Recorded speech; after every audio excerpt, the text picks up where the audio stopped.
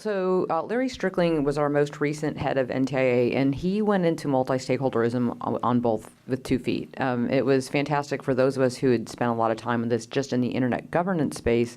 Larry took it a little beyond that and tried to work through that model with other policy issues within the U.S. government, and then doing something that really no government people ever do. He has been working on a feasibility study, which is something that I'm very excited about. But Larry, tell us how did that all work out, and what do you think of multi-stakeholderism after living through it for multiple years? Well, first I want to jump in and say it's not an ism. It's a process, and I think we don't do it any service by referring to it as an ism. In fact, I remember one of the very first speeches I gave on this years ago, I happened to say the word multi-stakeholderism, and I was roundly chastised by Milton Mueller afterwards for him telling me and it's so you not continued an the favor. I got it. So I'm passing that on, except I will point out that in the years that have intervened, I've heard Milton Mueller say multi-stakeholderism many, many times.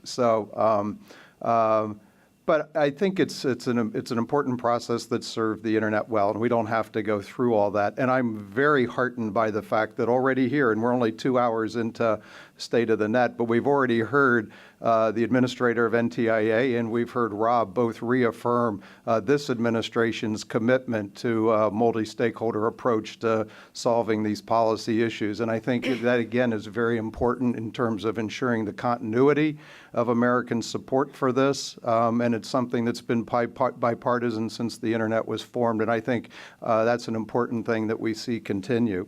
In terms of where it goes from here, these assumptions or concerns that somehow the multi-stakeholder approach is weakening or is no longer an adequate tool, I think are clearly off the mark. I think there's tremendous opportunity to continue to engage stakeholders in solving internet issues, and it's something that I think has 2 arenas. Sally will talk very specifically about an initiative at the Internet Society to get governments to utilize these tools more. So certainly that's one aspect of it, and that's something that at NTIA we worked on the last several years, and folks that have been part of that process are here in the room. I see Fiona and Jonah and Alan and others, and I hope that all continues, and I have every reason to expect that it will. And that's important as governments test how to do this.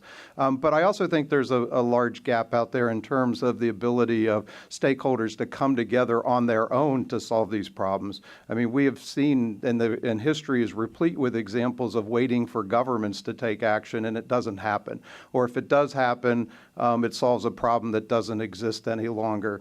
Or for whatever reason, you end up with a case of regulatory capture where the outcome is not one that really serves the needs of stakeholders. And so what we've been looking at on behalf of the Internet Society is the possibility, the feasibility of organizing people to come together and solve problems. And the good news is that after months of interviews where we around the world interviewed over 150 people, there's tremendous support for this, tremendous interest in finding a way to create a capability for bottoms-up, open, transparent, consensus-based decision-making, and then finding the right issues on which people can come together and try to solve some of these issues. And just the 2 points I want to emphasize about this that I hope will lead to the ultimate implementation of this and the success of it is, number one, there has to be a real focus on solving a real problem. In other words, the issue has to be defined in a way